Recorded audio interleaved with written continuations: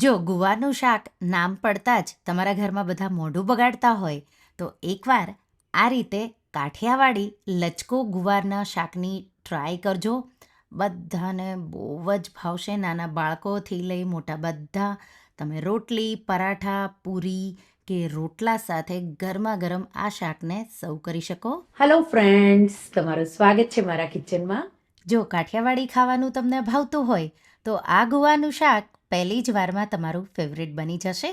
જો તમને મારી રેસિપીઓ ગમતી હોય અને હજુ સુધી ચેનલને સબસ્ક્રાઈબ ન કર્યું હોય તો સબસ્ક્રાઈબ કરજો અને બાજુમાં આપેલી ઘંટી દબાવજો એટલે નવી નવી રેસિપીના નોટિફિકેશન આવે.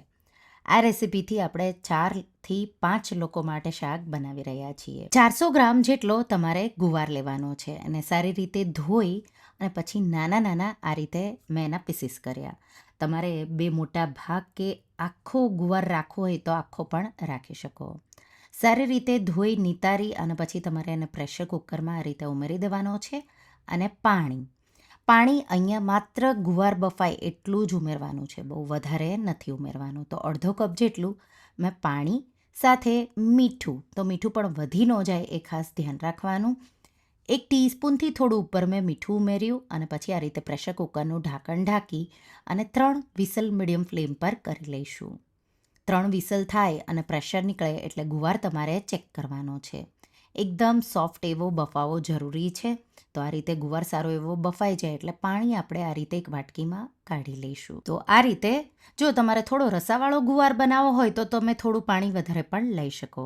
અહીંયા હું લચકો એટલે થોડો ઢીલો એવો રહે એ રીતે બનાવી રહી છું. ખાયણી દસ્તો લેશું, એમાં 1/4 કપ જેટલી શીંગ અને 1/4 કપ જેટલા તલ લઈ અધકચરા આ રીતે વાટી લઈશું.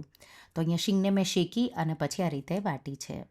હવે એ જ ખાયણી દસ્તામાં 10 જેટલી લસણની કળીઓ, 2થી 3 ટીસ્પૂન જેટલું લાલ મરચું પાવડર. અહીંયા મરચું પાવડર તમારે વધારે લેવાનું છે. મેં કાશ્મીરી મરચું અને તીખું મરચું બે કમ્બાઈન કર્યા છે. અડધી ટીસ્પૂન હળદર, 2 ટેબલ સ્પૂન ધાણા જીરું પાવડર અને 1 ટીસ્પૂન જેટલું મીઠું. તો આપણે પહેલાં પણ મીઠું ગુવાર બાફતા ટાઈમે વાપર્યું છે, તો અત્યારે મીઠું સ્વાદ પ્રમાણે ઉમેરી પેસ્ટમાં જ તમારે વાટી લેવાનું છે. આ રીતે ચટણી આપણી વટાઈ ગઈ. હવે જે પાણી ગુવારનું કાઢ્યું હતું એ તમારે પેસ્ટમાં આ રીતે ઉમેરી દેવાનું છે.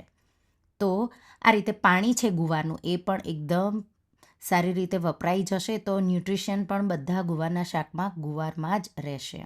આ રીતે પેસ્ટ વટાઈ રેડી થઈ ગઈ. મેઇન ટેસ્ટ છે એ આ પેસ્ટનો જ છે. હવે કઢાઈ ગરમ કરીશું અને એમાં આપણે 3 ટેબલ સ્પૂન જેટલું તેલ ઉમેરીશું. આ શાકમાં તેલનું પ્રમાણ વધારે હોય. જો તમારે ન ઉમેરવું હોય તો 2 ટેબલ સ્પૂન પણ ઉમેરી શકો. સારી રીતે તેલ થોડું ગરમ થઈ જાય એટલે 1 ટીસ્પૂન જેટલો અજમો સાથે અડધી ટીસ્પૂન જેટલી હિંગ ઉમેરીશું. અને 5 જેટલી લસણની કળીઓ મેં વાટી છે. મોટી હતી તો લગભગ 2 ટીસ્પૂન જેટલું વાટેલું લસણ ઉમેરીશું. લસણને આ રીતે એકદમ સારી રીતે સાતળાઈ લેવાનું છે. એકદમ સારી રીતે લસણ સતળાઈ જાય એટલે જે પેસ્ટ આપણે વાટી હતી એ ઉમેરીશું. તો એમાં પાણી એટલું બધું મેં નથી ઉમેર્યું, માત્ર પેસ્ટને જરૂર લાગે એટલું જ પાણી ઉમેરવાનું છે. તેલ અલગ થાય અને એકદમ સારી એવી સુગંધ આવી જાય ત્યાં સુધી તમારે એને સાતળી લેવાનું. સ્લો ટુ મીડિયમ ફ્લેમ રાખવાની અને એકદમ સારી રીતે તેલ અલગ થાય એ રીતે મેં સાતળ્યું.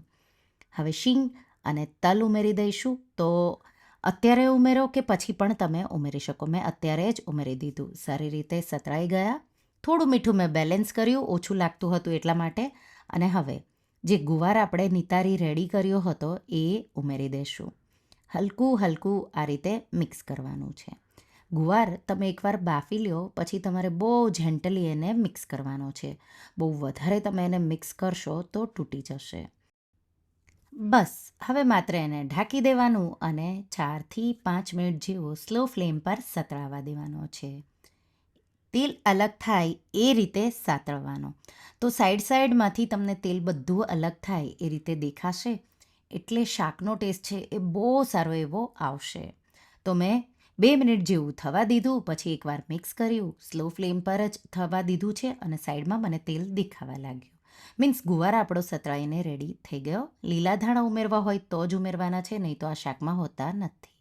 મિક્સ કરીશું અને જો તમને ગળપણની જરૂર લાગે તો થોડું અમથું તમે ગળપણ પણ ઉમેરી શકો. તો શાક આપણું બનીને રેડી થઈ ગયું અને તેલ પણ બધું અલગ થઈ ગયું. કચુંબર મેં અહીંયા જુવાર અને બાજરીનો મિક્સ રોટલો બનાવ્યો છે, એના સાથે હું સર્વ કરી રહી છું.